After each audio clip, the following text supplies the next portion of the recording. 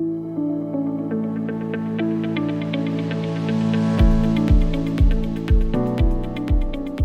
everyone, and welcome to Board with Finns, a podcast about tabletop and board game nonsense with the gimmick that some of us may be Finnish.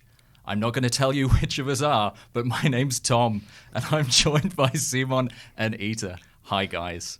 Hello. Hello. I also may or may not be Finnish. Depending on your definition, I think. I think we should just keep the mystery just going. As long as forever. possible. Yeah, like sort of Twin Peaks. Who is? Maybe none of us are. Is it only one Finn? Are they all Finnish? I've never seen Twin Peaks, so I don't understand that reference. But then again, I'm young. I've yet to see any proof of that. For those in the studio, a haggard old man stares at me from across the table. That's just the PhD talking. Yeah, it's true. It's true. How are you doing, guys? I am definitely still tired and thankful for Simon for bringing so much golden glitter into my apartment last weekend.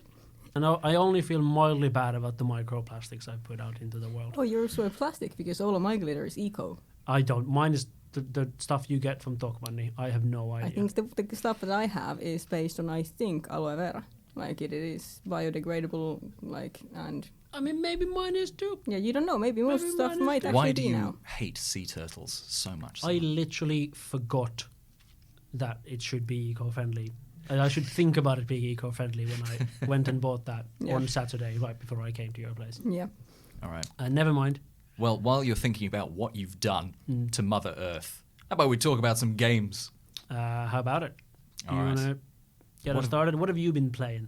Spoilers, and I don't want to leave you on a cliff edge, but it's a game that we've all played together.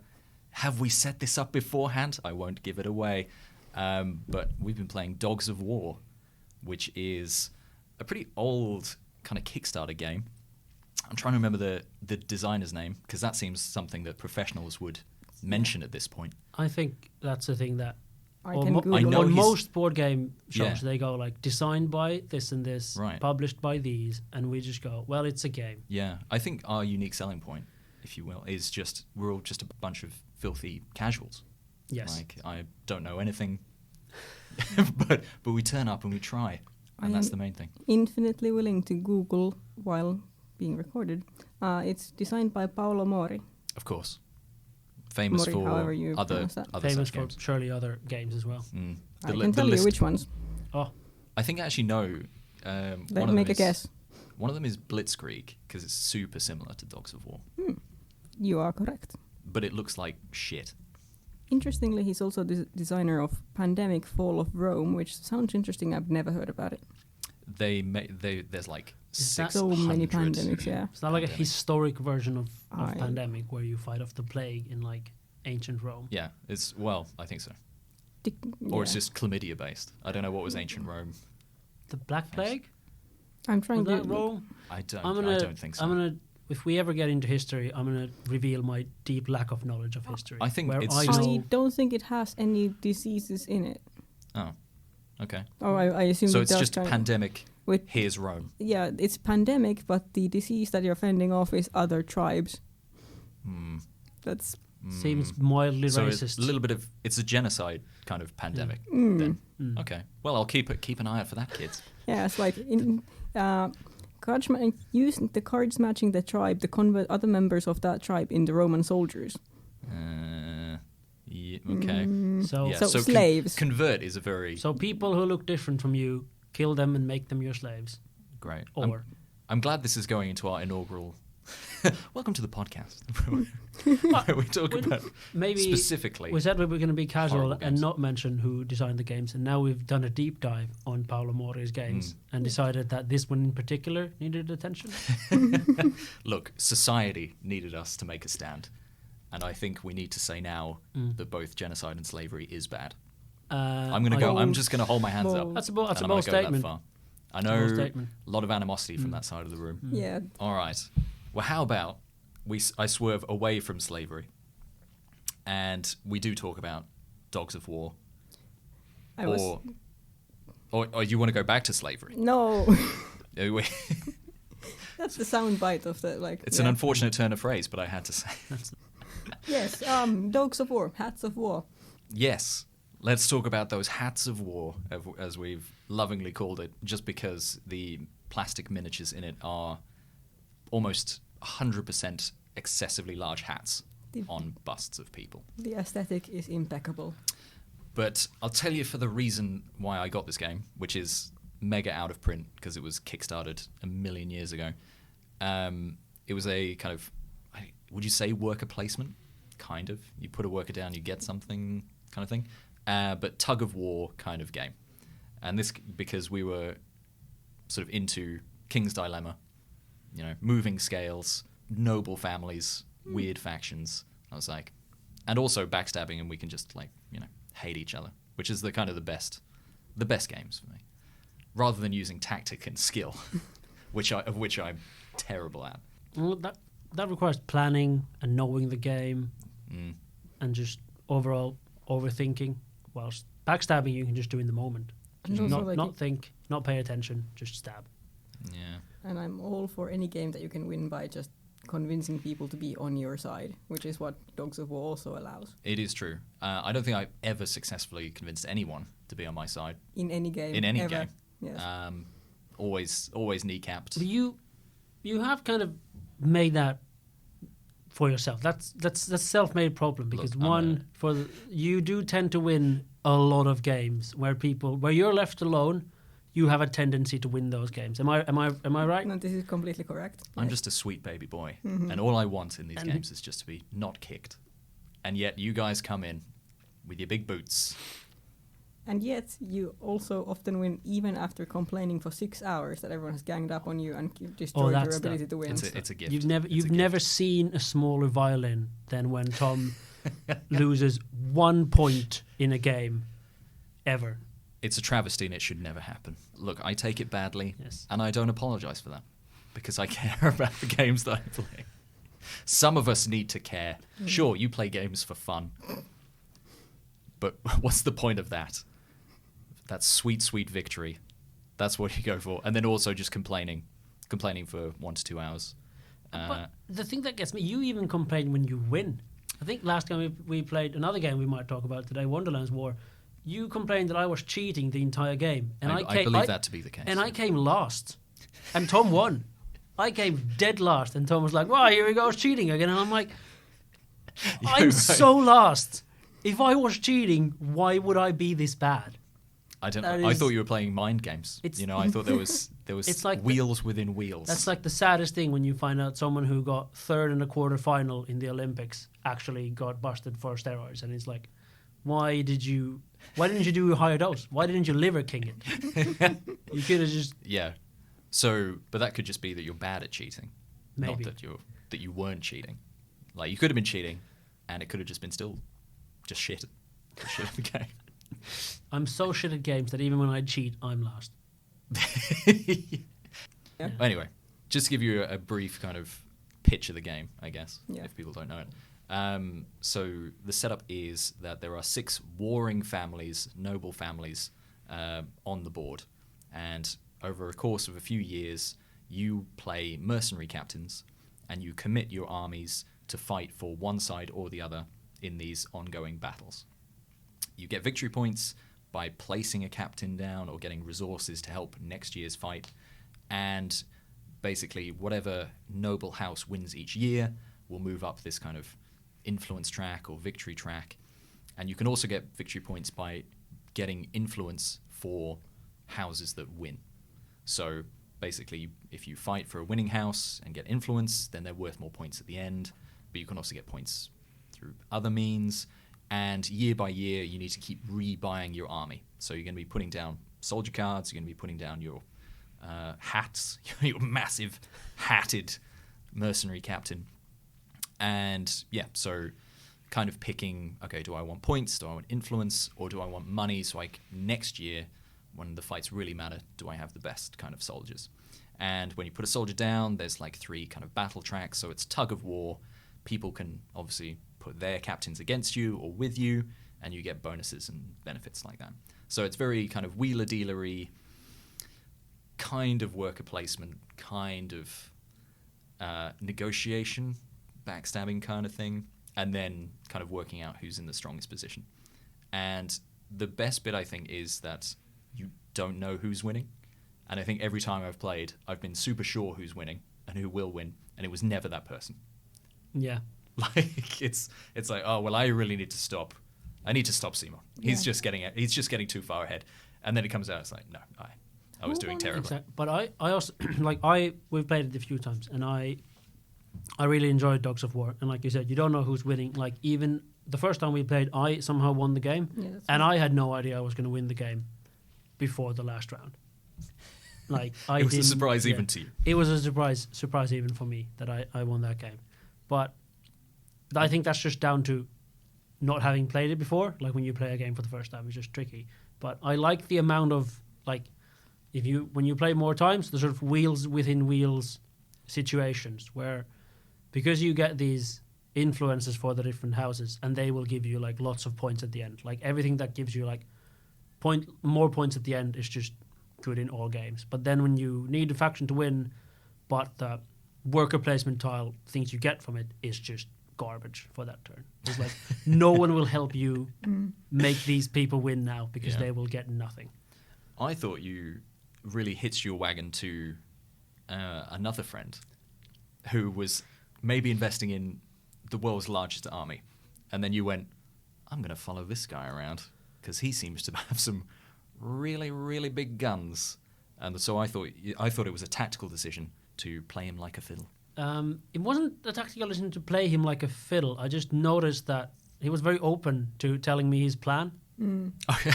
and then I saw that kind of aligns with me. So I'm like, I'm just gonna like hitch my wagon to this. And then he didn't see coming that I again had How does this way keep more flags. happening to you? I feel like this is how it happens to you in TI, for example. Look at that innocent face. Yeah. Look at How this could you not innocent trust? Finnish or not Finnish face. Yeah, we'll Who never knows? know. We'll never know. I don't know. I guess I just look like a trustworthy guy. Yeah, but That's you'd just- think we play with the same people repeatedly. Yeah. You'd think people would learn. But I have such a friendly aura. I assume listeners now realize who they want to be friends with, who they'd want to cuddle with out of us three. I just sound like the most cuddly person, and then I can't. Yeah, I have no counter argument to that. I agree. But I agree. Another thing I liked about Dogs of War is that it's kind of fighty, but also that there are limited resources, especially the soldiers. Because the last time we played, I happened to go before everyone else, and you can just buy infinites of the cheap soldiers, which I think left the rest of the table unable to spend their money. Yeah. Because I had just bought all of them. Like in real life, if you buy all the soldiers, people don't have soldiers to buy. Actually, I'm going to correct that. I think I bought 10, but then the next person bought 3, and they actually finished the spot. Oh, so it was their fault. Yeah, I mean, if you buy the last ones. Yeah.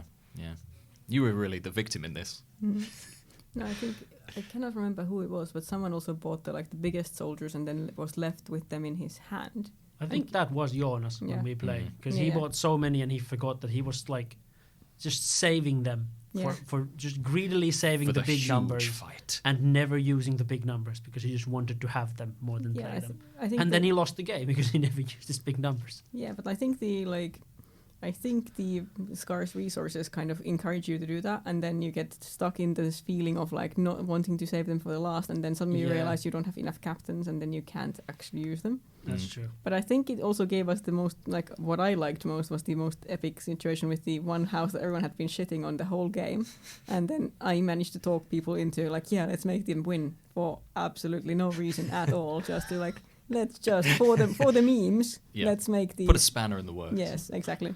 And that's where he put one of his like big guns just for the hell of it, and I think it even fucked him over in the end. But it was good for the memes. Yeah, but it is good. Like I like it that it isn't like solved, right? There's no one good tactic because so much is like random. Like the rewards you get year to year are shuffled. The houses that fight each other shuffled.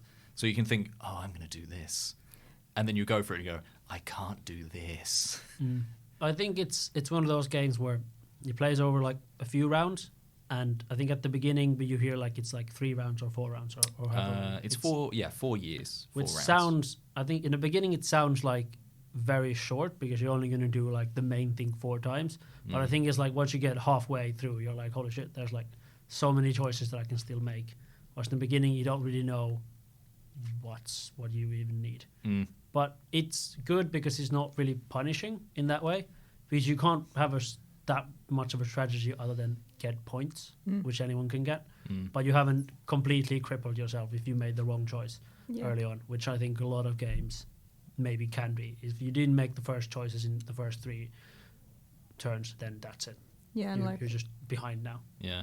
And I had my house, that because you also in the beginning you're dealt a random house that you have like some beginning alliance to, and the people I had beginning alliance to ended up losing, I think, both of their first 2 battles. But thankfully, in the beginning, you cannot go down from the starting position. You can only go... They're already worth -1. Yes, you exactly. can't get lower than that. Oh yeah, going worse than that would be like just a death sentence for some people. Heartbreak. But that wasn't like because of that, because I could just take the last 2-3 rounds and then in the last games get them to make like be worth plus points. It wasn't a big victory. I couldn't by myself change the situation because no one else except me was flagging for those people. But I could at least swing it a bit. Yeah, just a lonely soldier fighting that side of the war. I really like that part of the game as well, or like any game that gives you like some sort of like asymmetry in terms of, well, this gives you asymmetry. You have like a different captain that has like a mild power that's a little bit different. Unless you're Tom's captain, unless you're the pink captain with a mushroom hat, which is just overpowered. Lady Macbeth is a powerhouse. Yes, and I'm salty that we gave it to Tom. Tom knew it was the like OP one, and he didn't pick it because we just gave it to Tom because it was pink. I still maintain that Tom did some sort of, you know how magicians can like show you a deck of cards and they can just make you pick a card. Tom did that. Yeah.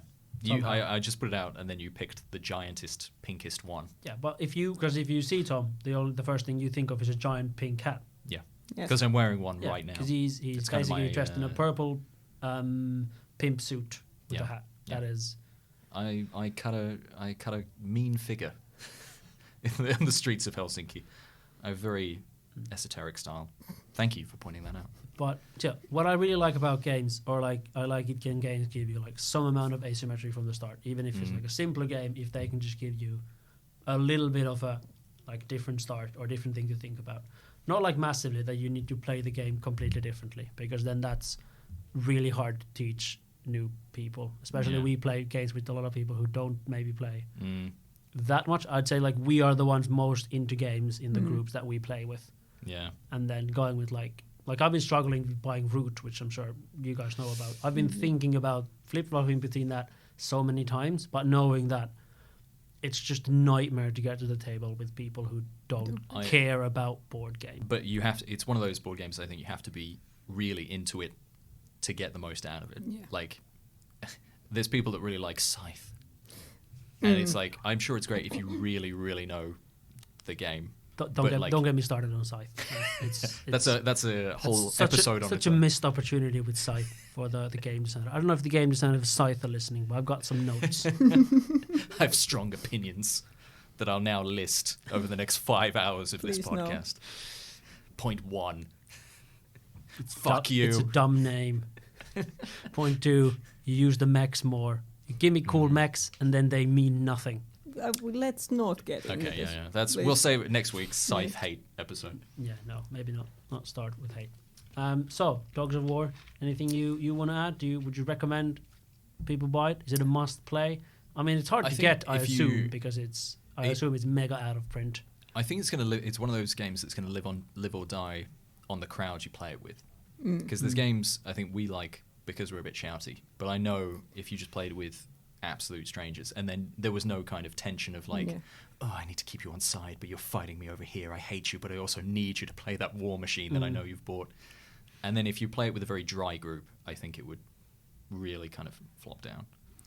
I think that's the kind of limitation of it, because the game is how you interact with everyone. Yeah. Like there's no, well, you can try and play it economically, but I don't know if that would be very entertaining. At least not to us. I think it might be for someone, but but I don't even like. It's not like, oh, I had the best engine, so I won. It's like, well, no, because you need to somehow persuade him to also not go against you or her to go along with you. So yeah, if you don't really get into the theme of it or the spirit of it, I think it would probably fall flat. And I think most of the games we play, and definitely the games that we enjoy the most, are all games that require us to be a bit shouty. Like like games that we play live and die on the groups that we play them in, and they kind of like also because we bring from the many games we played, we bring so much of like old animosity and grudges. The meta and game like, is real. It is true. But yeah, I think we all are players who are like, we don't like hate Euro games or like massively chunky like engine builders, but it's a little bit like, at least that's not why I play board games, or like it seems a little bit like you need to know a lot about the game. So those games are harder to bring to new people because if you bring one of those to a new person, the player who owns the game will just win because the other ones don't know the game at all. I have kind of a very loose band of games that I'll call like pub games. Whereas can you bring it to the pub, teach it during a drink, and then actually play it there and have fun with people, like in that sort of social environment, rather than, I don't think a game that's very dry or very mechanical, you're like, hang on, I've got to trade this wood so I can get steel, so I can... Like, I know there's good games that do that, but that wouldn't be a good pub game for me, which is kind of my Goldilocks area of what I usually buy. If I can bring it and like, there's games that I love that I would never bring to a pub, just because the tiny pieces that will be lost forever. But I was going to say, but I think you also need to be clear that you also bring Dogs of War to pubs. Like, it's like... yeah, but I think it is a good pub game. I think it is a great pub game, but like, I think that tells you something about the crowd that you are like. That's true. Playing I do go to bars. A lot of people don't play in bars. They only play in serious, well lit sort of poker table areas. And that is also something I want to complain about with Dogs of War. Games. Yes. That it was like, while it is a really beautiful game and I love the miniatures, it was completely unreadable in pub lighting. Like.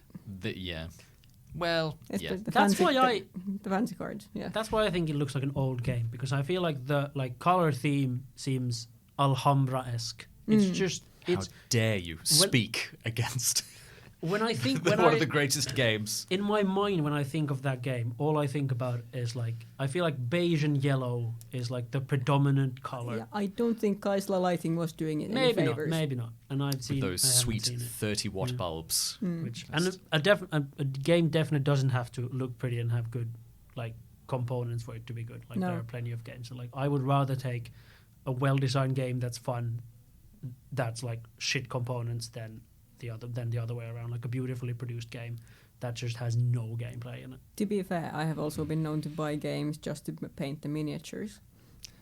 That's it, yeah, but that's a huge thing. Yeah. Also, that's probably the cheapest way to get a lot of miniatures nowadays.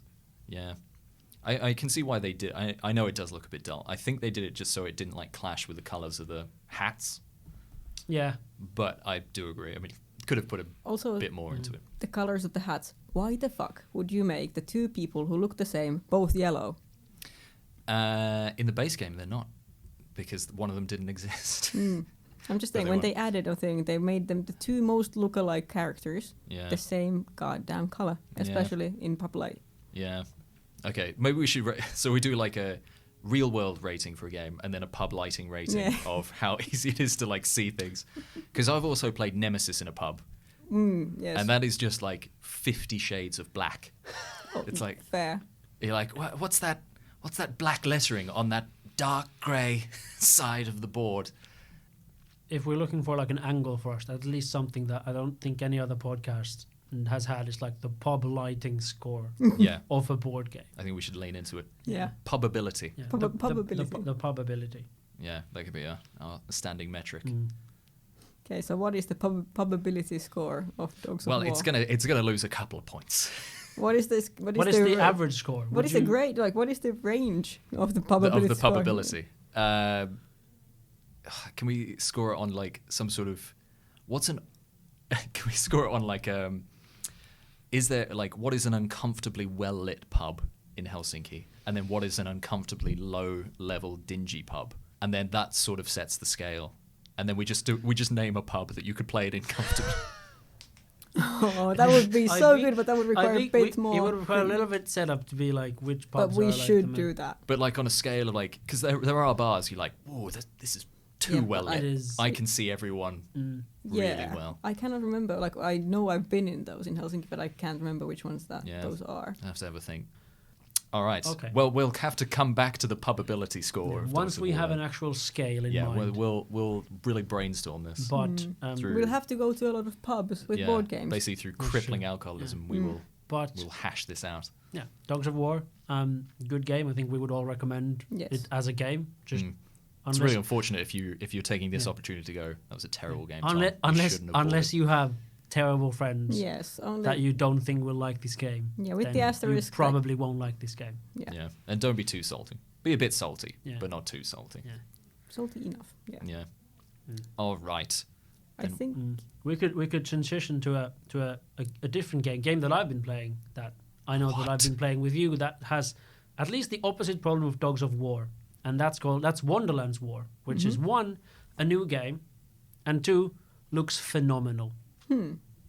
It is This was also a Kickstarter. please It's- describe the it's- aesthetic for me. well. Do not show me. Please won't- describe the aesthetic. But you have no visual I imagination. know, have but no- It's It's like imagine the color. Imagine purple, and either goes the word purple. No, like- That's great. It's like I- it is I the want- most. It's a little bit overproduced, meaning the board is huge, but I already love it. it's I already love incredibly like vibrant. Like all colors are like based on Alice in Wonderland. So like all the characters and everything are there as like different cards.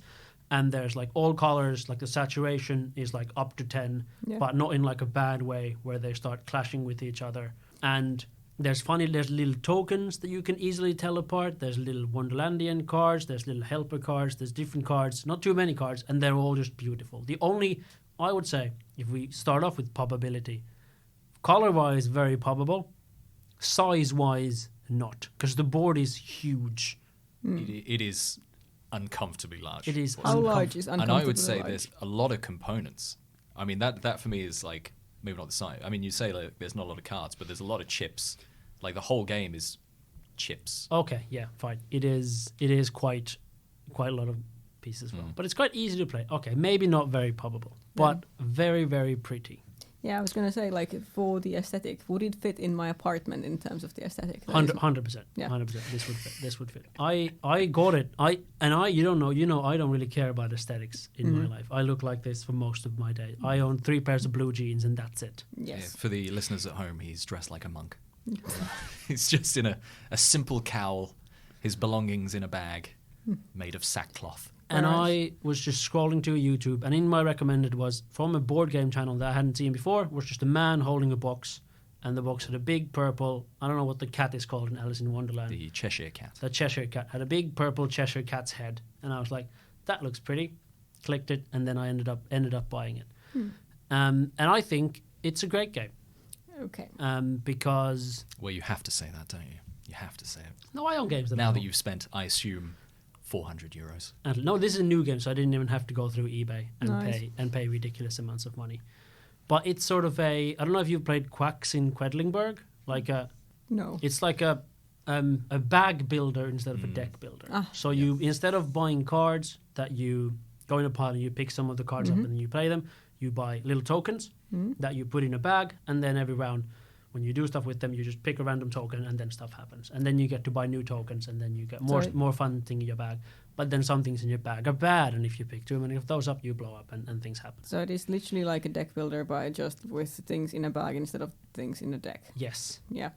You said that. You're like saying, yeah, I was waiting for the comment on that because you're saying so it's like. No, I was just like I'm just making sure that I understand that we're talking about because Yes. it's like you made it sound like it's a new mechanic entirely. But no, it's just like it's no. it is just the same mechanic. I'm not. I don't hate no. deck builders. It's definitely like if you've played Quacks of Quedlingburg, it's exactly that. But in No. a fight is basically. But then it's sort of a 2-part thing where there's the first part where you're sort of running around a tea party, a table, picking up. I already love it Yeah. with my Finnish heritage. It's a tea party. You run around in a circle, sort of drafting, running after each other, picking up cards. So you compete for what sort of things you want. Maybe you want more tokens, maybe you want more cards, something like that. You do that for a few rounds, and then once you pick stuff up in your bag, you sort of put out guys into 5 different areas of the Wonderlands, and then it's like an area of control game, kind of. because then you go into these areas and you sort of fight for control. And then if they say all of us put guys into one area, then we will all like pull stuff from our bag simultaneously and then see who gets the most power without killing our dudes, which bad tokens do. And then you can bow out at any moment being like, oh, okay, I'm actually done now. And then you reveal it. Because second place also then gives rewards for being in every place. How many people can play this game? 5, it's 2 to 5 people. Okay. Do you think it would work with 2 people, or is there a sweet spot? It does. I mean, I think it's better with more, but it works surprisingly well with 2 people. Because I've played it with 2 as well, and the player powers change a little bit, and also you take away some areas to fight in, so there's less areas to fight in, which makes it better. And then you take away some of the drafting options, so that there's less things to draft as well. But in general, it works really nicely, and it has like, it looks very pretty. You get all your favorite Wonderlandian like characters are there, like starting like you all have asymmetric sort of powers. There's Alice, Mad Hatter, the Red Queen, whatever they are. I can't remember more of them now. Top literature knowledge coming from Simon now. Yes, I may be the Finn. Who knows?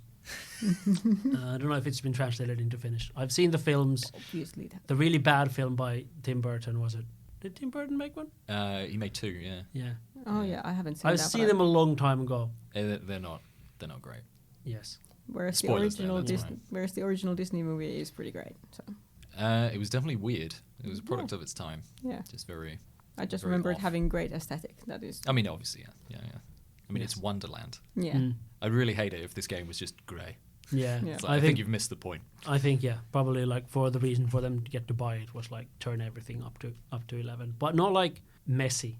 Like there's not too much going on. Everything is just big, bold, and clear, and very, very colorful. You've definitely sold me on the aesthetic part of it at least. The listeners can't see this, but I'll show you a picture of just what the box looks like.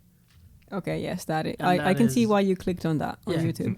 And it's just a very, very pretty game, and it kind of has everything I like. I realized that I ended up buying Quacks of Quedlingberg and then this game after each other, where I just went full apparently full velveteen bag bag building game, which I'm terrible at. Also, I'm so bad. I'm bad with dice, except tiny dice, but I'm so bad at pulling stuff out of a bag. I've never won either Quacks or this game. I've never even come close to winning. I've never come close to winning either.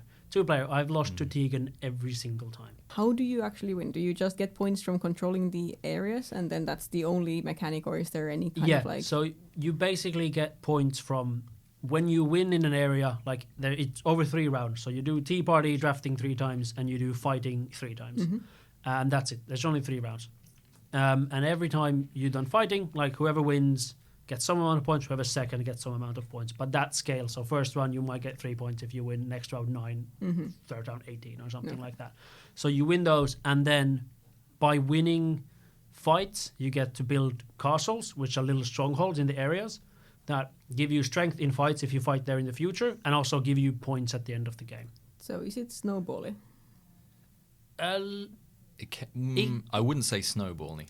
I wouldn't. Maybe not. There are things that you can. So on your player board, there's like things you can upgrade about your thing. You can unlock more tokens. You can unlock powers.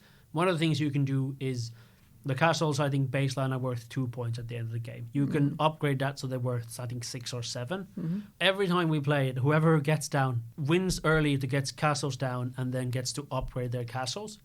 They just win. Like that is such a... But I think that's the case with most games where they give you like a mechanic where it's you can invest a little bit in these and they will scale at the end of the game. You can collect things that at the end of the game will cumulatively be worth like 7 each, and you have 4 of them on the board. Just to have a idea of what we're talking about here, what is a winning score like? Because you're saying like 3 points, 6 points, 7 points, 10 points, but like I cannot remember. Is it like, are we talking ballpark like 50? Yeah, 50 something. Maybe 50, 40, maybe 50, 60, something like that. I'm desperately trying to remember what the actual scores were. And you can easily get like 20 points off a castle. But in that way, like it's not snowbally in the sense that if you win a lot one round, that does not mean you're going to win a lot next round. Like you have almost no advantage to winning next round, apart from the places you got castles. Yeah, another way to get points, you have these missions. Mission cards that may give you like, win a fight using exactly 3 tokens in this area, which also means you might go into a fight hoping to stay alive until you've spent 5 counters, or that the last counter has to be a rook Something, or okay. whatever. Like these things give you incentives to do like missions, and then missions give you obviously points as well. But yeah, just to add to that, that's an added element of just because you're in a fight doesn't mean you actually want to win the fight. Yeah. So people could potentially over-prepare to fight you, and then you put down like 2 chips, and they go, well, that's me. I'm now done. Is there a equivalent of action cards? Is there anything like that? You can recruit Wonderlandians. Yeah, so either or you can recruit chips, which go in your bag, or you can recruit Wonderlandian characters, which are basically like what they're cards, but they give you a little, either they can give you chips or like tokens, like little minis.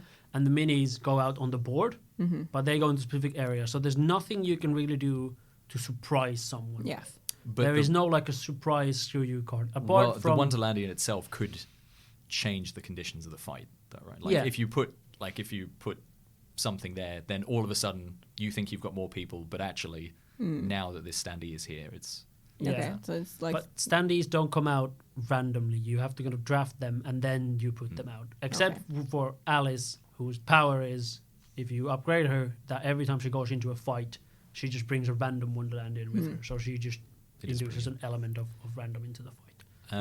I just want to say now, like, when you first brought it out, or when I saw it, I was worried that it was going to be too machiney. By that is like, oh, you can get these cards, and then you get these chips, and then you use these chips to put here, and then you can use these to unlock this. And like, oh god, it's going to be one of these kind of like, what do I want to go for? What's the engine? But actually getting into it wasn't too bad. Like, I could actually know what I wanted to go for. And I think, depending on which character you play, which again is a little bit of asymmetry, but it's not crazy. Yeah, it doesn't break kind the of game. Yeah, Like, you it can give just you a bit of a it doesn't kick. change how you would play the game. Yeah, but But that I was know- my thing, and I played it, and I really loved it. Yeah, I know what you mean with like games where you get like a kind of a big player board, and then it gives you a bunch of tokens that you're supposed to cover up things with, and then it's like, oh, you take them off to upgrade things. Like you that talking can about easily Terraforming Mars. that I personally am looking at Brass Birmingham, but yes, that and Scythe. I'm Yeah. also looking at Scythe. We could have Does anyone have any opinions about we could have a Scythe, just Scythe while we're- counter as well. I'm looking at Scythe as well as like things, and then when you look at that, the worry is that okay, you're going to spend most of your time now looking at this thing here, and then I'm pointing to my table, and then planning what to lift off and how to upgrade the things. And there's so many things you don't really pay attention to anything else. Yeah, that's kind of like because we like shouty games and we like the social aspect of games, and then that's why engineering games are kind of like if you're only looking at your own board and have to spend all of your mental subroutines managing what am I going to do 3 rounds from now, which ones am I upgrading and so on, and it's just kind of eats some of the fun. So I think this one gives you upgrade options and forging, which is the other way to upgrade. But you kind of easily just look at seeing like, oh, what do I want? Do I want more strength, or do I want that's a cool power? I want that power, and then you upgrade to that. And there's no like you can do this to do this to do this to do this to do this on your same thing. Yeah, because there's still risk, right? Like it's still what comes out of your bag.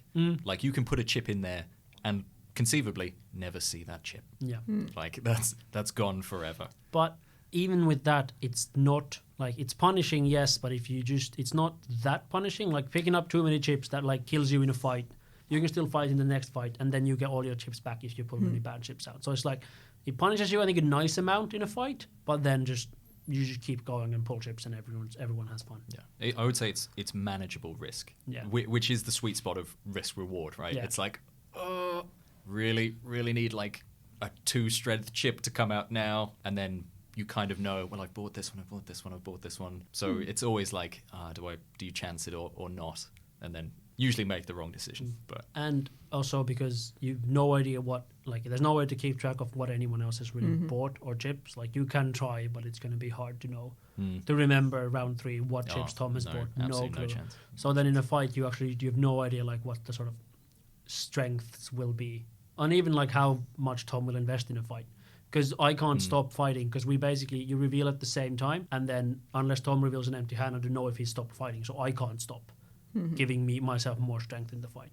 But also, there's also a limit, so if you get to, I think, 25 strength in a fight, you just win, even though if other people would keep pulling. So like if you just It's invest quite a few chips because they're basically worth 1, 2, or 3 Yeah. in a fight. So If to you- get up to that high is pretty. Yeah. So, but if you just Pretty basic, beefy. but there's things that give you like Well, I'm just as a general. kind of stats tips Gives and me an business idea of powers. it, yeah.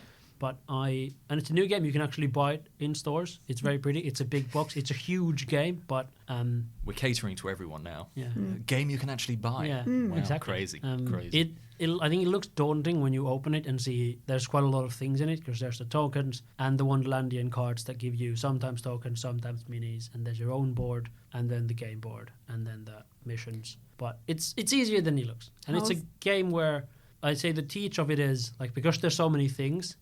A third of the way through, people go, "Let's just play." I can't listen to you explain what all these things are now. And then when you start playing, people realize pretty quickly, okay, It makes sense. this wasn't that complicated. It's like move a dude, take a thing. Move a dude, take a thing. Put dudes there, pull stuff out of bag. Rinse and repeat. How big is the rule book? Pretty thin. Okay. Pretty thin because it's mostly things about what the different tokens do. Yeah. I would say.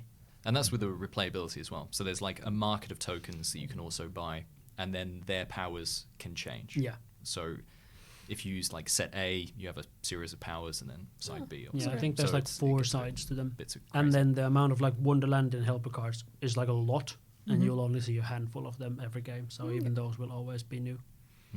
Yeah. And then with the player powers being quite different, so even playing a different one, it's like it'll be a little bit interesting to see what they can do as well, which actually gives you enough feeling of like, oh, if I was the Red Queen, I think I would do this instead, which I think is a good mark of a game. If after the game you're like, oh, maybe I should have done this, or next time if I play, I want to do this, and then I want to do this. That was the case because I think we ended that last game, and I was like, I need to play who you were playing as. Yeah. And I had like, I was And like, I've got yeah, ideas. and I came dead last, but still had lots. You of did fun. steal a lot of points off me, which I was like really quite salty yeah. about. Because again, I'm a sweet baby boy, and no one should ever do anything wrong against and you won the game. me. Through just raw skill and talent. And that's why we have to kneecap you. Yeah. The thing that it seems, because you're limited to 3 rounds, I like that you never have like everything fully set up. You're always like, I just needed, I needed one more thing, and then it would have been super cool. Which I think is the key to like this kind of game, where you don't want to like do everything and then go, and now I am unkillable. You want to have like something a bit. You can get a little bit of spice. Yeah. But you can't get everything. Exactly. Right? There's no way to engine that you upgrade everything. No. So do you want more people or better castles, or do you want better like your own asymmetric powers, which you have to unlock? Yeah. It's like, okay, you've got enough to juggle, but you can't get everything. And exactly. then so it's kind of, I like that you literally can't do everything. Yeah.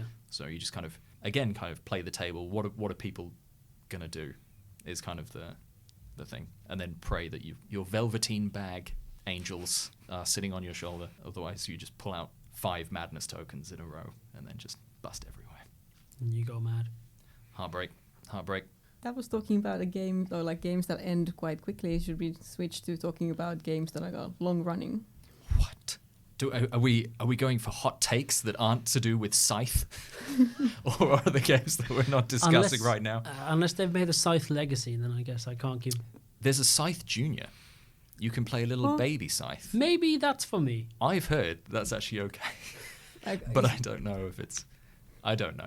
I know it exists. I've never. I know I'll never play it. Is it for actual children? Like, what is the It's. I mean, not kiddie kids, but like tweens? yeah, young teens, I guess. I mean, young teens can play regular Scythe. Well, maybe younger than that then. I don't. Yeah, but would they?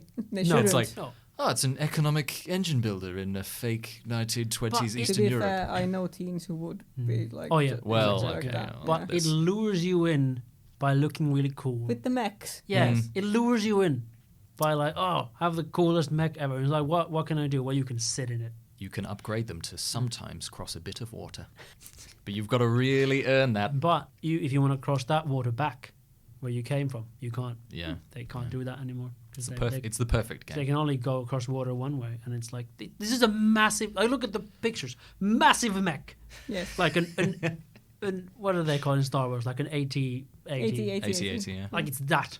And I'm Yeah. like, oh, I get this. In 1920s Russia. Yeah. Russia. And it's like, well, you can't cross that bit of river back. but you can go there. I'm like, I've been very attracted to the aesthetic every time because I just like but I keep hearing about it's this. so pretty, but it's just not the game I think it is. And I know that people love it, and I know that none of this will go in the podcast because this is just me ranting about a game. That I think we should keep it big. Yeah, because I'm thinking of like the unique selling points. Who's Finnish? It's a mystery. Yeah, we'll never know. We hate will scythe. we? Yeah, this is just a game probability as a metric, and then just scythe hate. Yeah, I've never this is the game I've had the least fun playing in my life. You did get up and start cooking, I think. No, I not even. I like cooking. I got up to do the dishes. Oh wow! While playing, only coming back when it was my turn to move one cube and go boop. I get one money, and then going back to do dishes. I think you've sold me. I was on the fence, but now. But you did really finish the game because I have one game that I actually have stopped midway through. Like, okay, tell us about that. No, it's Azul. Oh, I know about Azul, but I've never played it. Definitely making enemies because Azul is like. We tried it because it's super hyped and it's super pretty, and we were trying it because I was hoping to buy it for my mum because I keep thinking that I would like her to play board games with me. So far, we've actually we have had success with Ticket to Ride, but that's a different topic. Ticket to Ride is great though. Ticket to Ride is I think excellent. that's what parents should play. It's an excellent first board game for people who think that board games are Monopoly. And literally, let's say 40% of my relationship with my little brother and his fiance is based on Ticket to Ride at this point. I am not joking. It's an excellent thing that we have been building a rapport on. It's a really good game. Anyway, Azul. I tried it because it was super hyped, and it was just. Do you have a thing against abstract tile laying? Is Azul the one where you try to make like a carpet, or is that the one with the cat? Yeah. I know it's with the carpet with the tiles. It's a tile one. I think you're thinking of Calico. With the cat. Yeah.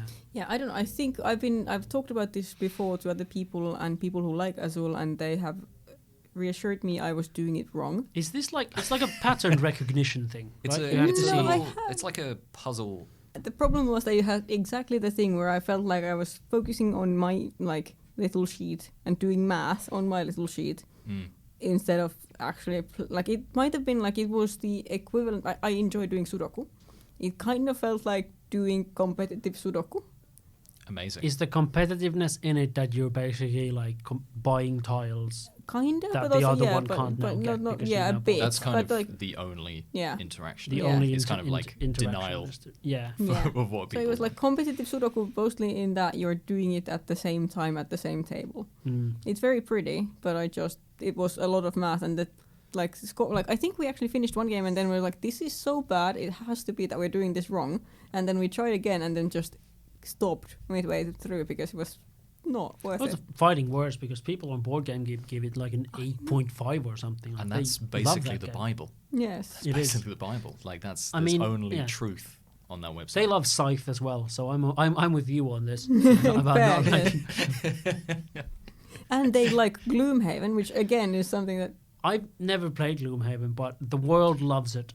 This is kind of getting back on track for kind of campaigny legacy games, because I was going to kind of lump them all together in the sense of, I guess in the truest sense, a legacy game is one that changes as you physically as you play it. I guess is from the OG Risk Legacy kind of way.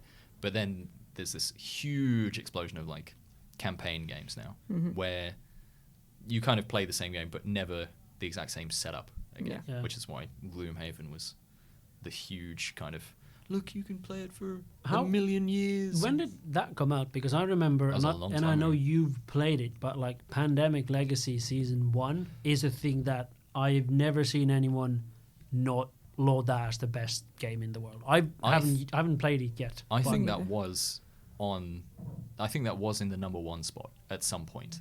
In the Bible? Hopefully. In the Bible, in the online Bible. And I have played it. I played it in a bit of a weird... So I played the whole thing... Pandemic Legacy. Yeah. In a week. Same people, because that's kind of a nice way of doing it. I wouldn't recommend doing it in a week, but... Why not? Because it's a lot of back-to-back games of Pandemic. It's pretty much it. When you have a lovely biscuit, and you're like, ooh, I'll have another lovely biscuit. And then people say, you better finish all of those biscuits. Now it's like, oh, okay. I'm eating a lot of biscuits now, past the point of So you really think enjoy you it. would have enjoyed it more Spaced Stretched out. out. Yeah. spaced out? But I worry I think this is one of my problems with like legacy games and campaign games is getting the same people together regularly to do it is kind of a sticking point. So I'm gonna pitch for you if you haven't like played Pandemic Legacy. I think at some point, and I'm only talking about season 1 because I think that's the only one that's worth it. If you can get it, and you have the same group of people, and you can like play it over a short-ish period of time, because there are like story elements and the map does change, and it's kind of like, oh my god, like your characters that you play can upgrade, they can die, they can be injured, right? Like so, and the world itself, won't spoil things, but changes pretty drastically depending on how you play. I think for that it was such a unique experience that they've obviously tried to recapture with like different seasons. I don't know if they have, just kind of listening to reviews and stuff. But it's one of those things that like the game changes and there's stories. And not just the stories that the game teaches, like tells you that there are, but it's like, I can tell you in our game, Madrid was fucked.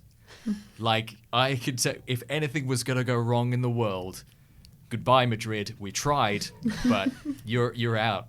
Like, the game is sort of like, you play, if you win every game, you play 12 games. And I think after game like 4, 5, it's like, I mean, there's no going back from Madrid now. They're all, just let them die. Is there a way for the game to end earlier than it's supposed to, because the whole world just burns? So what will happen is that if you continually lose so badly, basically if you win the games too easily, you'll be told to basically take out things that help you. Okay. And if you continually lose, you'll be opening envelopes and putting things that theoretically help you win. So it's kind of a self-balancing. How did you guys win some, lose some, or did you I'd just smash it? say we were about 50-50, I think, for the most part. There was never like, we never had to open like emergency packets of stuff. Yeah. But just for, I don't know, just getting super invested of like, you name your character. Like you're gonna go, could like die and get injured and like be, you know, all sorts of ailments. But yeah, it was just kind of one of those experiences, right? Like that's the kind of point of doing it. Yeah. But I'm just, obviously you guys haven't played, I mean, you played Pandemic, right? Yeah. It's like that, but it just gets wild. It's like a long game of Pandemic. And yeah, I mean, everyone's starting point is going to be a little bit different. Stickers, envelopes, that sort of stuff. I have wanted to play that for the longest time because I love Pandemic and I have enjoyed the legacy games that we have played. Yeah, it's expensive still, I think. But if you can get like a group, I wouldn't want to play it again. I think I would. Yeah, things would come back and be like, oh my god, and then we have 2 people here who would like to play it. Maybe if we find a few more, we can just try. I think we are extended friend group who plays board games. Some people who might be interested. And Pandemic is not an insane game. Yeah, like it doesn't have to be. Like I think I could convince Tegan to play that with us. She would go insane, but she would play it. But other legacy games that we've all played is King's Dilemma. I guess was that the first one for you guys? That is my first legacy game, I think. And then after that, the Betrayal game, which we kind of started and then we stopped playing because I think no one suggested to play it anymore. Yeah. But maybe. So here's the thing then, because we were pretty regular for King's Dilemma, which I guess is not going to be everyone's cup of tea game because it is literally just like if you played that with quiet people, mechanically there's not a lot to it. Yeah, this is something I kind of had a feeling about because I loved King's Dilemma and I'm so glad we played it with good people and like the people that we played it with and the way we played it, because I would have, if I had played that with a different group of people, because you cannot play that game again, like you don't want to play Pandemic Legacy again, I would not like to play King's Dilemma again. And it would be such a like pain point of like it being a wasted opportunity because it is an excellent game, but it requires a good group. Like if we didn't have the built-in muscle of like already having old grudges and knowing how people play and having opinions about how people play and having the existing friendships that are there, it would not be a great game. Like it would still be a great game, but it would not be the experience that it was. Yeah, but also people need to be able to sort of, because it basically is we read a card and then you vote for the card. So, but people who can't like like we all imagined ourselves sort of into this story. We all tried to We play. get We all tried to invested. play our houses and like invented more things, made jokes about. I can't remember what happened in the game at all now. I just remember that at some point I argue for killing people, killing children, but then said we should do it because they're only orphans. And then we played the game. very few and very few games have It was a I had to rough argue for. I think you're slaughtering 11 Year olds, yes, and year then old- at year also, olds, but they were orphans, so it was fine. And I really needed that for my race, I my guess- family to become immortal. I think. I guess, should we perhaps, for people that don't know the King's Dilemma, yes, maybe Perhaps. just give a little after the fact kind of précis. So the game board is in essence 5 or 6 tracks, and the setup is that you're in this fictional kingdom and you are representing a noble family, and the tracks are particular aspects of the kingdom, like military strength, happiness, food, whatever. technology, I think, Yeah. and yeah. And these elements can go up or down depending on events that happen that come off a deck. Like a deck of cards will come out one at a time with a particular dilemma for the king, something to be discussed by the council, the parliament, or whatever the I think the whatever we are. council, King's Council. King's Council.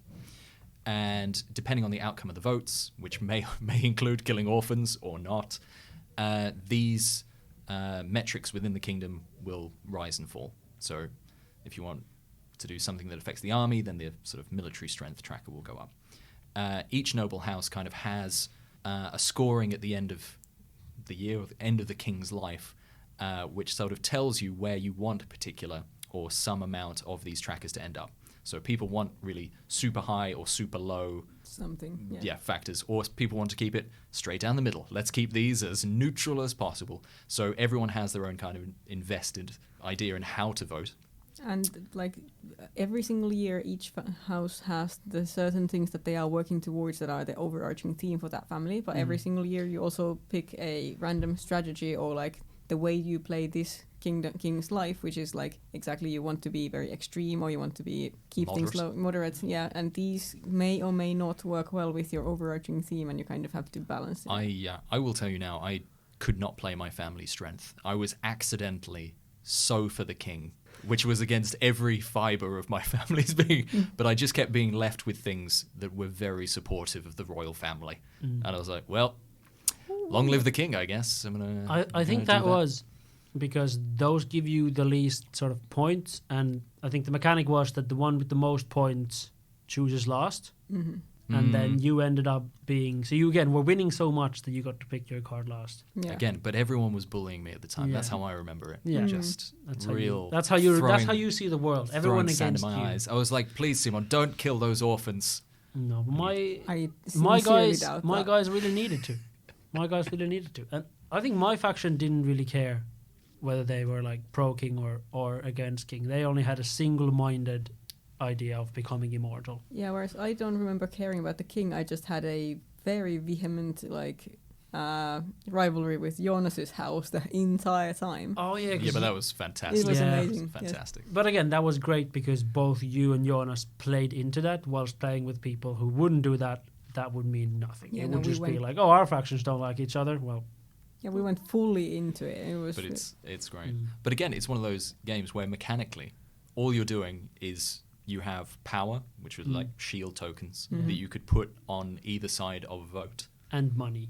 What did Oh, you you do had with the money. money? You had money. You did stuff with money. You You were You could collecting bribe money. Yeah, but if you had the most, you got points at the end. Yeah, And you could or ju- some people got points. Others got like certain roles gave you should have a lot of money, and certain roles said Yeah. like don't have money. And then you But- could spend money for the war efforts and whatever. Like Yeah, there there were was a things you separate could use. cards. Yeah. I know you said that you wouldn't play it again, and I mean I'm not going to buy it, but I think I would play it again because one, I enjoyed it, and two, I just would like to see how differently it ends up. One, there's a lot of factions that were left unplayed. This is true. Yeah. It doesn't really matter for the what faction you are doesn't change that much the game. Like it's how much you want to live into it. Anyway, but I think I would play it again with a different faction just to see, because I remember snippets of what we were doing, and I'm not going to say what we were doing, but I remember snippets. I would like to see how different it turns out. Fair enough. It is true. It is true. They are making the sequel, or they're going to kickstart the The sequel. Queen I think style they are one. they Yeah. are already kickstarting the sequel. You could back it now if you want to. Yeah. You should. Look at us starting from games from 10 years ago and now going, this is this Kickstarter game that you could support. We're not sponsored. We're not sponsored. I mean, if you want to sponsor us, please do. To be fair, like we even haven't gotten to TI yet, and that would be like the most legacy game of the things we talk about. But yeah. That's more of a metagame legacy than a. Yeah, I was gonna say. legacy. I think the way we play TI is kind of a legacy game. I mean, the baggage that comes into it Yes. is more than what's in the box. There are games that we do not speak of. Yeah. But I guess just to not sidetrack away from TI, which is my a true love. But then what is the difference between the King's Dilemma, which we were regularly like, because we had that group chat and people were like, yep, got to keep going on this, play a couple of games. And then if we segue to Betrayal Legacy, which is theoretically another legacy game, it's kind of the game changes over time, I guess, slightly. I mean, I know. Is it just a weaker game? I know my answer to that, and that is that, like, why did we keep playing King's Dilemma so often? Is that I was genuinely like invested in what I genuinely want to know what's gonna happen next. Stuff had happened, and I was like, oh, are we gonna do more war? Are we gonna do that? What about this person? And I genuinely wanted to know more, and it was just an easy game to get to because you can also do it kind of quick. I guess the Betrayal games are also kind of quick. I kind of forget about that now. It can be. But it's just such a... Whilst the Betrayal Legacy one is... It's just playing Betrayal, in my opinion. There is... The legacy part of it is, for what I would say, pretty... nothing. Yeah. It's nothing. And like you get a basement tile. I just generally don't really like Betrayal and The House on the Hill. Like I have played it a few times, and every single time I play with people, like I've had one good game, the first game I ever played, and then since then, every time I've played it, I tell people that I play it with, I promise this is a better game than this. And you can only say it so many times until you stop believing it. It is... You're talking about like full old-fashioned Betrayal. Yeah. Whereas and I remember skipping training for King's Dilemma, whereas I would never do that for Betrayal Legacy. For the listeners at home, she never skips training. I skipped training to come here today. I skipped double training today. I skipped wrestling to come here today. Are you doing wrestling now? I do medieval wrestling on Mondays. Of course. Wrestling Mondays. Yes. Medieval Wrestling Mondays. That's and there's Taco Tuesday. Yeah. Medieval Wrestling Mondays. We all know that. Yeah, like medieval usual. Wrestling, and then there's straight after that there's longsword fighting, and like because we also do wrestling in longsword, then So you guys need to really appreciate the fact that I skipped 3 hours of training to come here, including wrestling. I'm very appreciative. I'm very appreciative. Because we tried to schedule this for, like, we started from 3 weeks ago and couldn't find a date until this date, so yeah. It's pretty booked up. Here at the studios that we own ourselves because we're professional podcasters already. You had a point about Betrayal Legacy, or? Yeah, so I've played, like, the OG, maybe it was the second edition now, and my draw to that was it's a big box of jank. It can be very random, like, everything is kind of set up, you go through the pieces of it.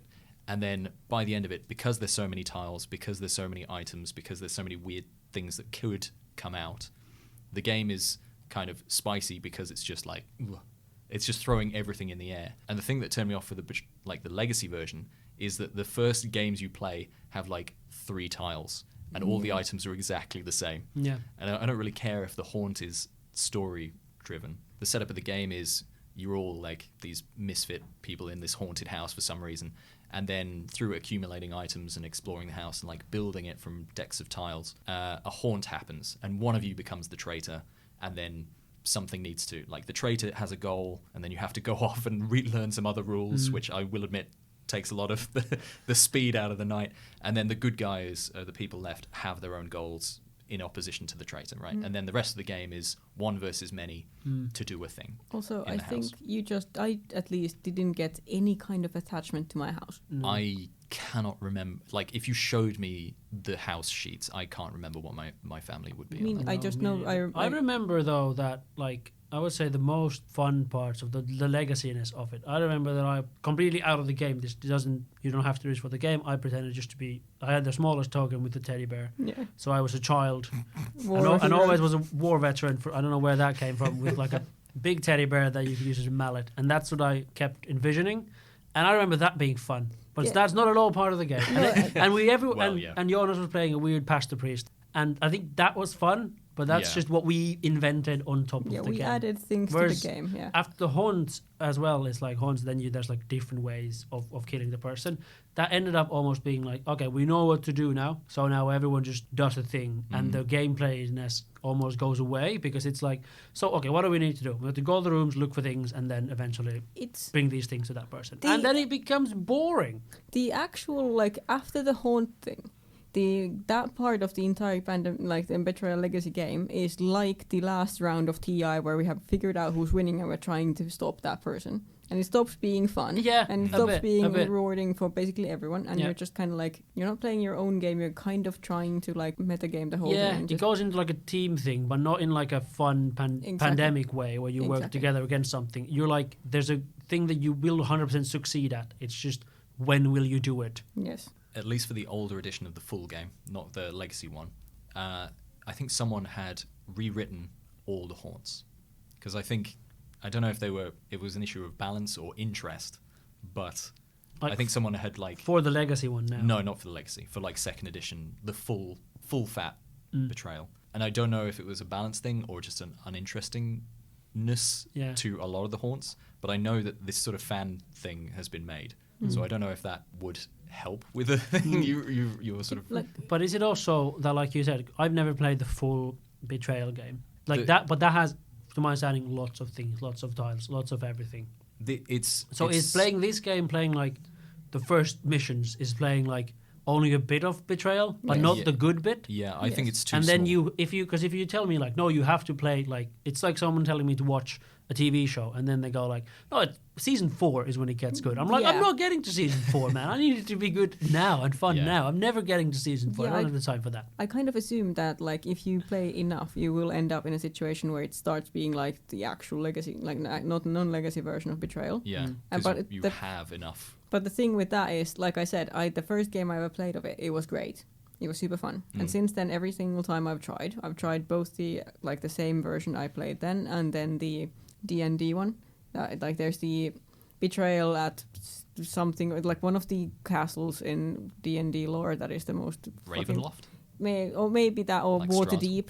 Oh, okay. Well, I was going to say Waterdeep, and I know nothing about D&D. But it's either Waterdeep or Ravenloft, but whatever. Like, and I've tried both that, and I have given it like at least 6 chances at this point, and every single time it's just kind of underwhelming. It can be very hit and miss. Like, I'm not going to disagree with you on that. Just because when the haunt starts, it can be so random. And the juice for me is that the board state at that time can be very jank, because it's like, okay, so what have you got? It's like, well, I've got a suit of armor, and I've got a cursed eyeball, and it's like, I have a spoon. Yeah, well, I mean, in the Legacy one, that's all we have, which I think was a terrible starting item. But anyway, it's just like, you can't predict who's powerful, overpowered or not. It's like, oh god, I hope it's not you because you found that +1 fork of, it's just it's just jank. Whereas I think the Legacy one started far too small. Like, oh, I'm going to pick up this item, and the item deck is like 2 cards deep. Yeah. It's like, oh, I wonder, I can name it.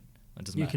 You can make it a family heirloom, which means nothing. Well, yeah, because I'm going to see it next year or next game, because it's the only item in the deck. So it's like, I wonder what omen this is. Yeah. Oh, it's the one. Like, omen. Betrayal definitely has potential as a good Legacy game, but I think that they should have just gone for a lot more in the game, and the Legacy part be something more different. And I would. Well, I don't know. The house would change more. The starting way of how the house is would be left. Do something to the house more than just the addition of the ghosts or something. Like, it would have done something like more than that. Someone died on this tile. It didn't feel like anything we did really affected anything. No. Like, even when we killed when the NPCs died, that didn't do anything because the NPCs were meaningless to begin with. I was like, the gardener. Oh, he's gone.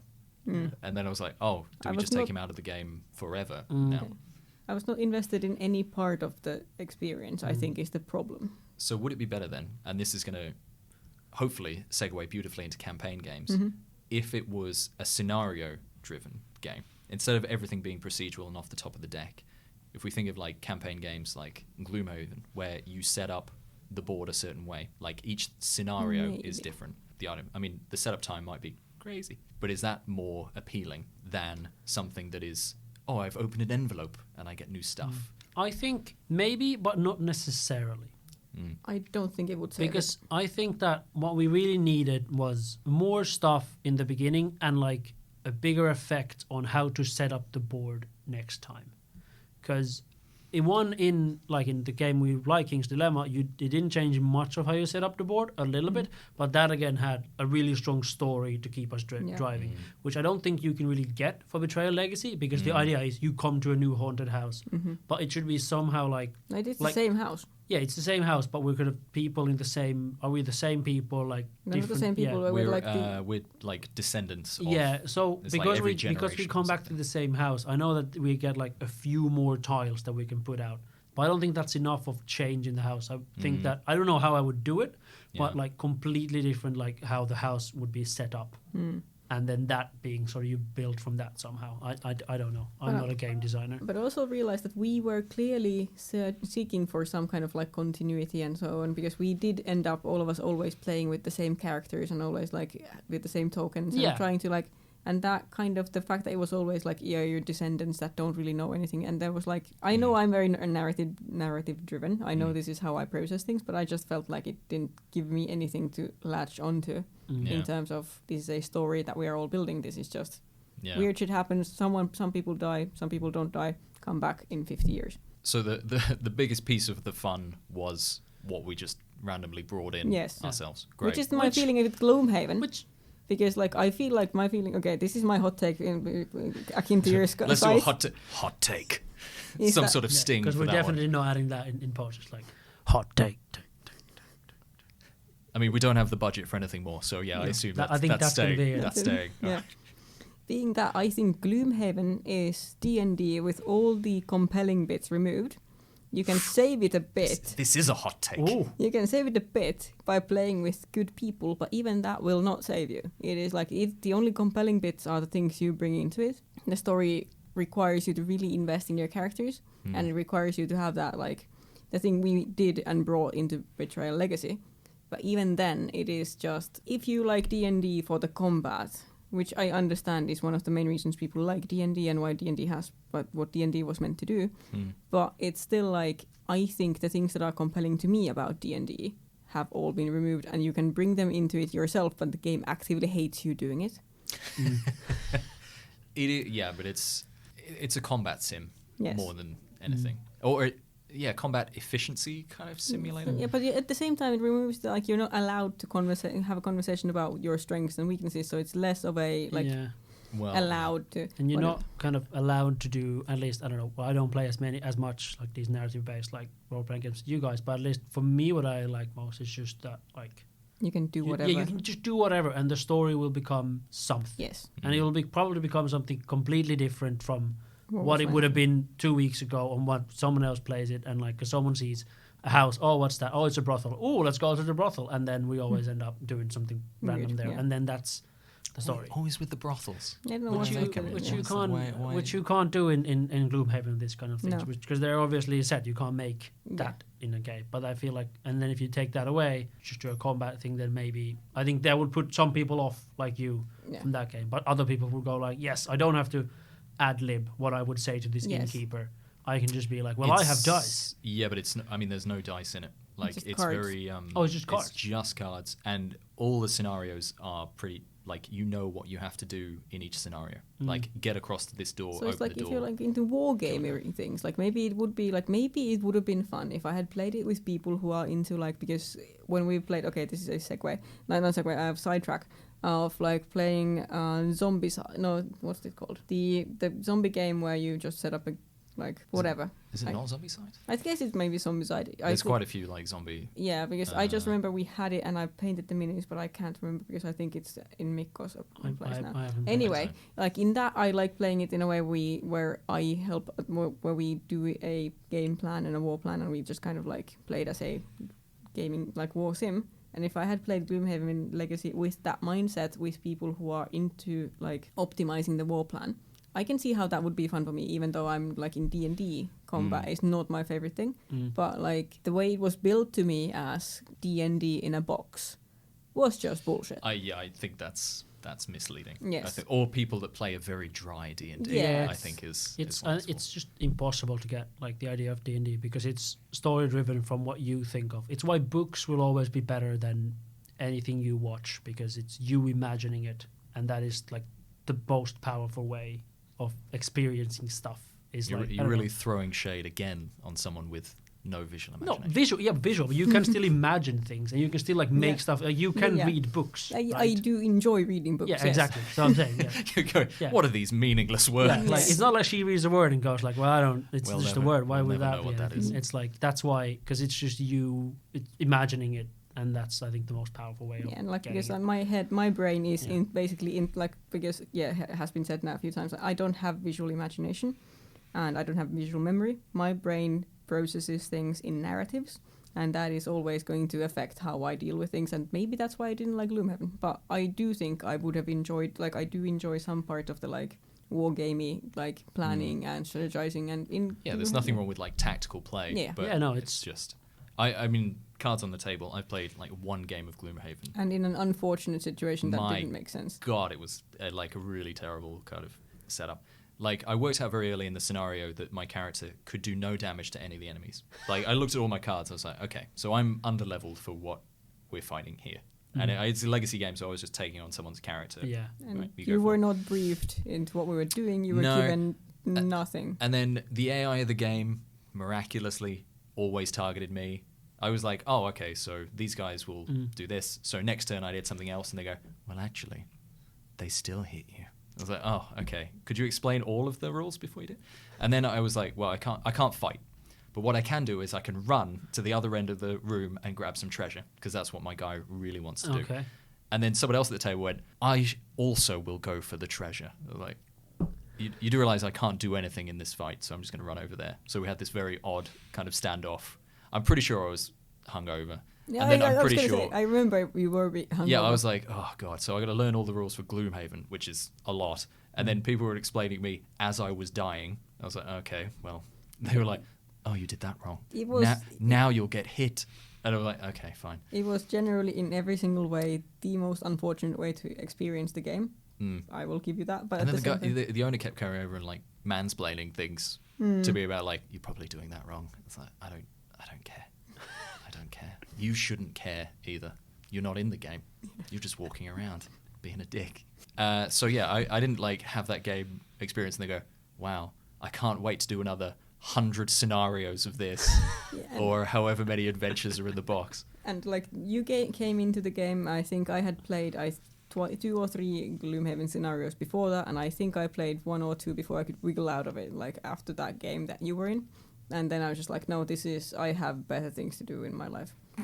At that time, I think I was in my first D&D campaign as well, and I was like, I know I prefer that to this, even though that is a campaign I then left. I hope that none of those people are listening to this. Don't worry, it's only Russian bots. Yeah. I think that will be And like- hoovering up these listens. Yeah, no, but I left it because I can't play D&D in Finnish, and also like the group was not the one for me. And then but even then, that was still so much better than Gloomhaven. Yeah. Oh, D&D in Finnish, that would be rough. Yeah. To be fair, there is the new Well, D&D. we could all do that because at least some of us are Finnish. Yeah. Yes. There's the new D&D like rule book that is in like someone has rewritten the basic like the core rule book for D&D in the Finnish, Right. and I do think it's a lovely thing that they have done. It's an excellent like piece of cultural like work that someone has done, and they've done it in a very compassionate and inclusive way. It's really, really nice. I do not want to play D&D in Finnish, but I love that it's an opportunity for people who do. Yeah, that's true. Just Of learn course, English. that's how I would. That's how I would love to play D&D. Maybe that's how you In would my- learn Finnish if you didn't know Finnish, because you might be the Finn. Hypothetically, you mean? Yeah. That's how all of us should learn Finnish. I should actually. I have had this thought. I should be playing more games in Finnish to learn better Finnish, because Finnish is the small bits I have been proficient at have been starting to vanish. It's just really crumbling away. Yes. Now. Okay. It is bad. It's fun. Just losing the ability to communicate with millions of people that you live around. It's probably fine. Probably fine. Just Only learn. about 5 million. It's fine. I mean, Yeah, yeah. I mean, most of them speak I'm in the English. same boat as Yeah. you, though. Like, I'm losing my sense of identity. Again, which might be British. We'll never know. because I speak no language anymore. I am just a hodgepodge of words. But you're just people of the world. Yeah, You've made your I own guess. perfect language, Yeah, a true. melding of Mostly all corners. English. Mostly English, yeah. Just Can we also circle back quickly? I don't know if this counts as a game we talked about that much, but what's the probability score of King's Dilemma? We kind of just talked about it. We didn't really present it, but if we had to do a probability score, would you bring King's Dilemma to a pub? I think it's unbelievably probable. Yeah, it is. I mean, like just a few Yeah, it is. beers in, and you'd be like, It might. I care so much. It might be the perfect pub game. that is true. It is a great pub game. I agree. Again, with the right people. But if Yeah. you're playing in a pub, Yeah. you're probably Yeah. playing with the Yeah, right people. okay, yeah, but there's a caveat to every single board game is that play with the right people. It's like I mean, to be fair, there are It's like- games you can play with. Like, I have played games with people for 8 hours and not known a single thing about them after the fact, and they have been fairly good games. interesting. Yeah, but they made the game interesting for you, and like I'm saying that like Or it was a very solitary game. yeah. I'm that saying was that good. every game can be bad if you play with the wrong people. Of and course, just yeah, get, yeah. like, No, yeah, it's but just like, saying, it's well, like, I'm just there's saying, a like- caveat with the right people. No, but like, True, the, but like, there are games that depend less on other people. Well, yeah, okay, like people, that is true. like there are games that you can always ruin a game by having bad people, like the wrong people in it. Yeah. But like I was saying, that people who like are if they were spices, they would be flour. Fiery people That's- is what you mean. Just Yeah. That's a hot real- take. And those are the people who like Scythe. Yeah, got him. Got him. Got it. And Azul, I assume. Yes. I don't know. Maybe I need to play Azul just to understand if I love tiles. It just sounds like solitaire. I feel like I must have done it wrong because it is so well liked. Maybe we need to. I mean, I feel the same about Scythe because like we should. there's a million expansions. It's got like everyone loves that game, Yeah, and it's I always super high up the list. would rather do anything in the world. But then again, it's rather also than play Gloomhaven is super high on the list, and I would not want to do that. yeah. So I don't think We we should like do I don't like think we games are. that we bounced off. I don't think Yeah. we are the average obviously not. Board game geek user. Board game geek users. Absolutely not. Yeah, Absolutely And- not. that has become abundantly clear to me. Yes, Yeah. Yeah. Should we do some D&D stuff for I the can- last like half a? I can at least like make the mention that when I at least said that I stopped playing in my first D&D campaign and I was saying that it was better than Gloomhaven, even though it was in Finnish and even though it was the wrong crowd for me.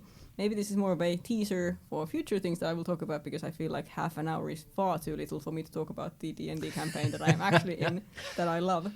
That is- Chapter 1 of 852 Yes. chapters. I actually like because Prologue. like for context, I checked before we started this podcast, and I think like it was around 90,000 words that I have written about this. I was going to say, could we do like a D&D reading?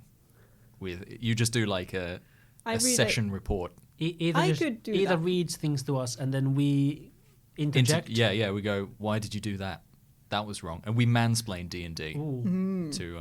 the mansplain episode. Yeah, you've Yeah. mansplained D&D to me specifically. That's the yes, way- the I mean- person that's played the most D&D. I mean, that's a way to get on trending. If we just get people hating us for mansplaining D&D. Yeah, but the Russian bots love us. So Yeah. it's, Yeah. swings and roundabouts, really. But it's like because like I have. It's to be fair though, like I got a comment last week because I've been saying that my one greatest love in the world is longsword fighting, and then D&D is the second greatest. And then the actual DM of the campaign I have been mildly neglecting due to sword fighting was like, yeah, D&D has been a bit jealous recently. I was like, yeah, sorry, because I've been kind of not writing my logs and I haven't been playing as many games as I used to because I've been doing so much sword fighting things. Is this I'm a humble brag No. of being a great D&D player, but also Yeah. a great sword fighter? I'm shit at both. I just very weirdly enthusiastic. feel better to hear that you've been neglecting even D&D to do sword fighting, because now I feel less neglected, that I wasn't the only one put aside Yeah, when you everything. started sword fighting. Everything has been like I stopped cyboxing. I've like D&D has been falling out, and like I see friends less because everything is sword fighting, and like this will, fingers crossed, get less bad after Helsinki Longsword Open, which I will now plug because I have been given the platform. Someone mute that mic. Yeah. How do we... Because, in case people have made it however far into the podcast this is and have any interest in sword fighting, I am organizing Helsinki Longsword Open, which is a HEMA tournament, so historical European martial arts with... I think we all knew what he was doing. Yeah, Yes, you didn't of need to course, explain. yeah. Not to this room. Not to this crowd. And we have 5 different competitions in the tournament. It is at the end of January in Helsinki, hence the name. And yes. Helsinki. Sorry, I'll write that down. To be fair, like when I signed up for my first Helsinki Longsword Open a year ago, when I signed up for it, I thought it was just a small local tournament with a fancy ass name. This year we have 120 people from 17 countries. Wow. It's the World Cup meets the Olympics. Yes. Of longswords. Of kicking the shit out of people. In sunny messer. Helsinki in January. Yeah, it is going to be great. Yeah, no. Come for the swords, stay for the, other pubability. Yeah.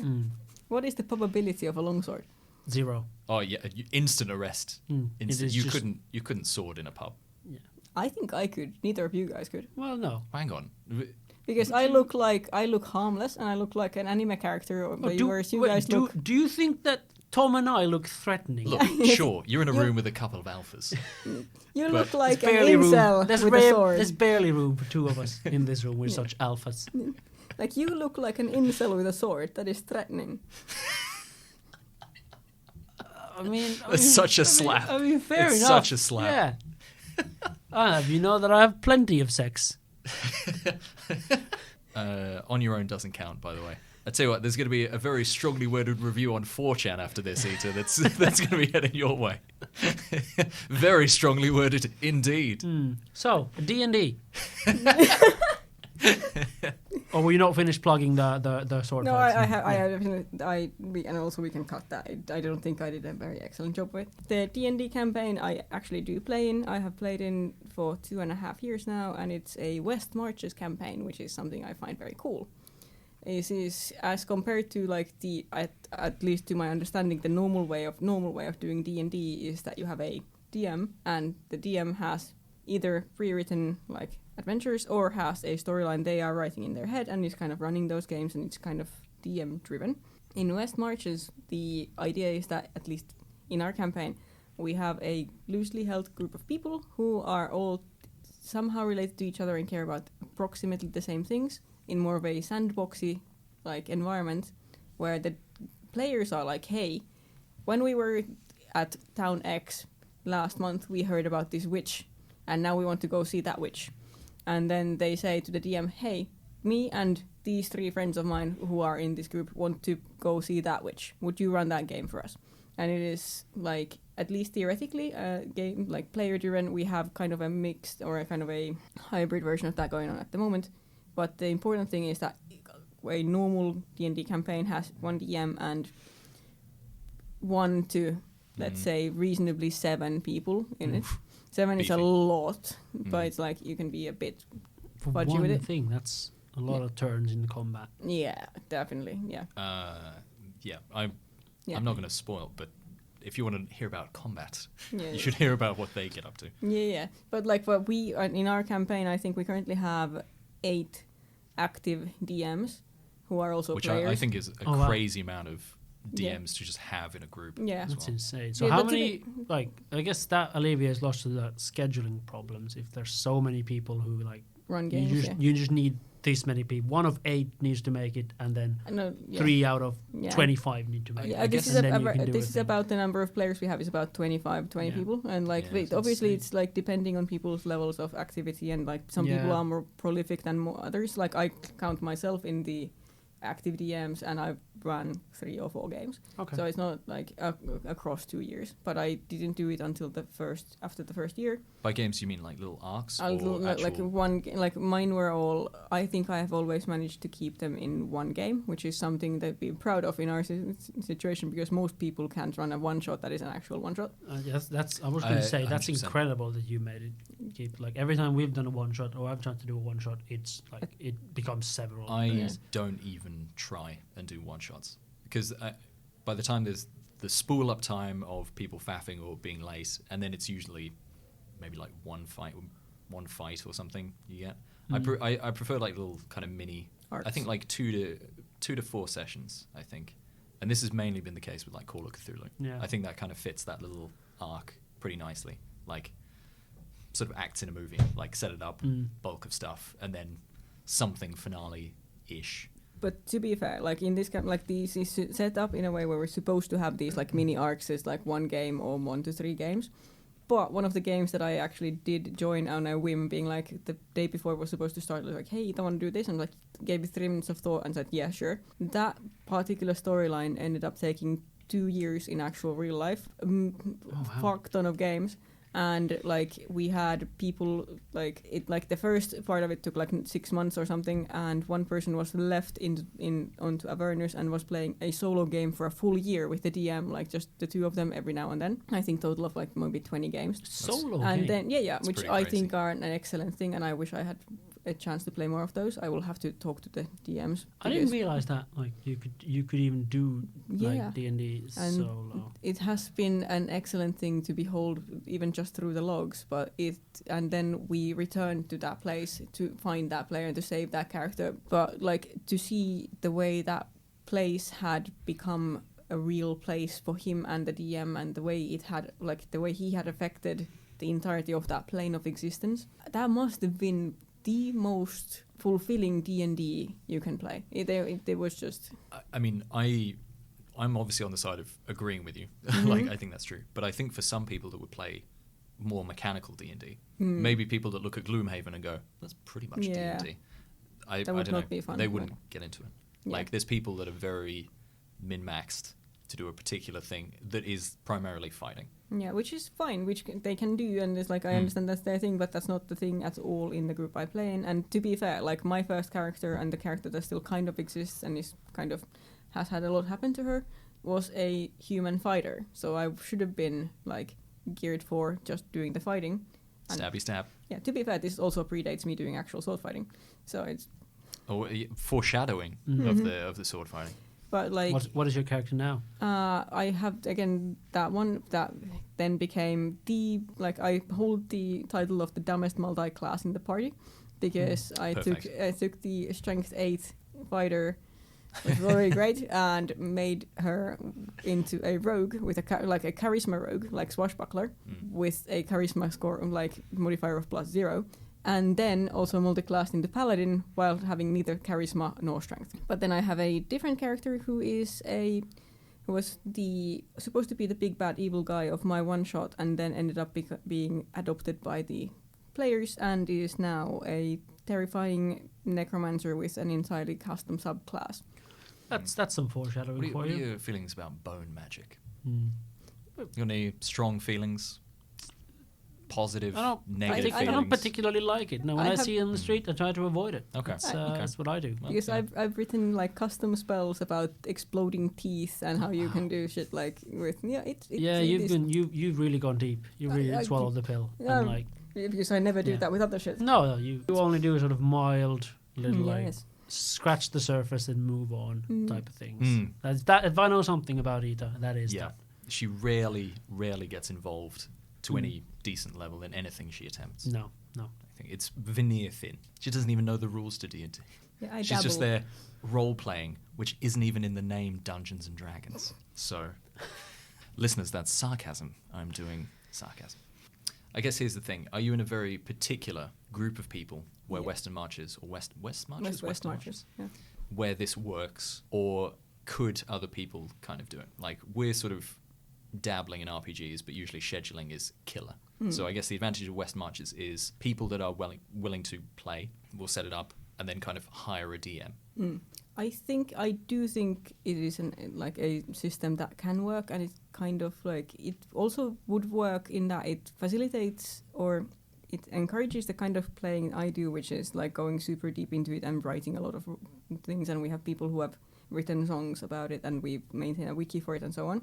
But it would also work perfectly well for people who are more into like lighter role play and more into like going into monster hunting and whatever, like doing the I think it would scale for many kinds of people, for many kinds of like playing types. Is it like a ready-made like package that there's like a bunch of lore already written No, from like this a thing. is- It's just all made up. This is entirely made up, but like I joined the campaign when it had been going on for 2.5 years, and I have now been in it for 2.5 years. Okay, so And it was someone's like just there isn't like a pre-made No. thick ass book No, we have like of everything. Everything There is just okay. originally the one DM, and then Why other is it people. called Westmarch? No, Did Westmarch they is the just- credit system. Like that is. Oh, okay. It's just the way of doing it. So Yes. instead of like me going, I'm the DM, Mhm. and I'm going to run Curse of Strahd or Yeah. some other story, and you guys are going to be in every adventure for the next whatever until we eventually forget to do it and stop. Yeah. Whereas Westmarches is more kind of, or it's set up as more episodic and it's more sandboxy. Like And player driven, you yeah. have a place in the world, you have a pool of people that would all I mean, if it's like 20 something Mm. people, Yeah. and then you go, okay, as like Heath said, then we'll go, or there's some like mission board or something. Yeah, we right? we also have a mission Yeah, board. but I'm saying, like, how can you, like, so, like, we were thinking, I'm like, oh, I want to go, I heard about, like, a dungeon that I want to go Mhm. into, and there's a dragon there.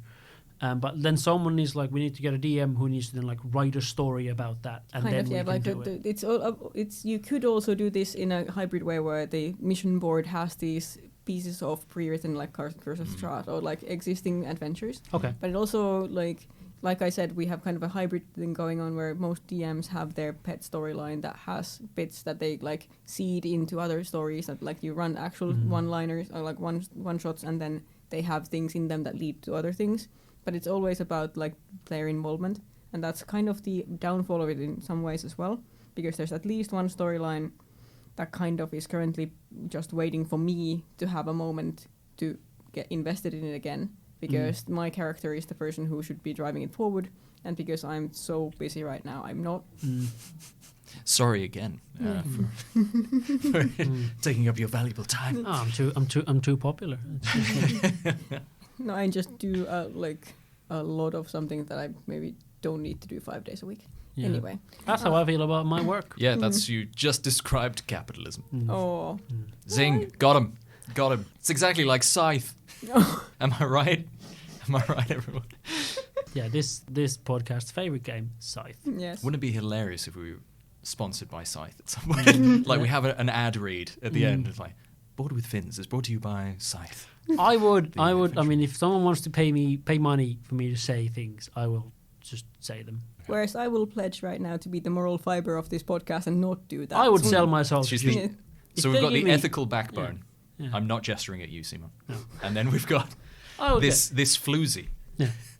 Who They will- can't to me. I won't have a bag of money to say that you played Mm. whatever game was, Just it was whatever called. whatever game it is. I'll be like, yeah, I'll do that. Magical. So Magical. if we end up getting something that Yeah, like that, if if, someone- if yeah. Simon is selling If you a Raid game, Shadow don't. Legends wants to sponsor us, hit me up. Yeah, if Simon is selling you a game, do not buy it. No, On that bombshell, nah. we shall end the episode. Well, thank you for listening to our rambling nonsense about tabletop stuff. Some games we love, some games we hate, other games as well. I don't know if we'll have any social media because I don't know how the internet works. But Simon's told me he's got an OnlyFans going, so something Board with Fins. Keep an eye out for that. I mean, I will set that up. Okay, yeah. It's going to be It's- really disappointing. It's me seductively with different board game components. Right. Okay. Sort of glamorously. Yeah. Okay. Yeah. Yeah, Perfect. yeah. Oh, no. I for That one was will fine. never check that website. Yeah. So good luck. Whereas like in terms of actually doing social media, I've already run like my own and 2 different other ones, so I could just add it I into the think- rotation. Instead of having a Patreon, we just have an OnlyFans, and it's pictures of me with board games, and that's We are could be the never fu- going to This get is into the this is Patreon guerrilla situation. marketing. Yeah. We're doing it. But anyway, I have been one of your hosts. My name's Tom. Am I Finnish? Possibly. We'll never know. But I've been joined here by Simon. magical. I've been Ita. Yeah. and sounding I've been so- I've been either. yeah, I have been Ita. I'm not sure anymore. Yeah, no. Yeah. It's No, it's no. real mind bender.